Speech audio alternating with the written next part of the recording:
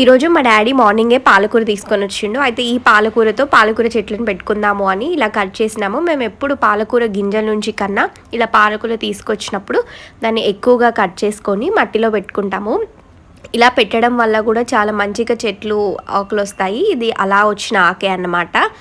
దీన్ని multiple times మనం cut చేసినా మళ్ళీ ఇగురు వస్తూనే ఉంటుంది. అండ్ ఇక్కడ పైపు అండ్ పిల్లర్ మధ్యలో ఈ కరివేపాకు చెట్టు భలే ఉంది కదా. యాక్చువల్లీ ఇది మేము పెట్టలేదు, పిట్టలు బాగా వస్తాయి మా దగ్గరికి, మా ఇంటి దగ్గరికి.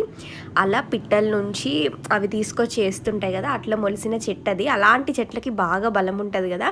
అండ్ ఇంకా నెక్స్ట్ ఇవన్నీ చెట్టు మీద పండిన పండ్లే ఇవి. ఇదైతే డైరెక్ట్ ఇట్లా ముట్టుకోగానే తెంపుతున్నప్పుడు వెంటనే ఇలా ఇచ్చుకుపోయింది. అండ్ మిగతా అన్నీ కొంచెం గుడ్లు తెరిచినాయి అని అంటాం కదా.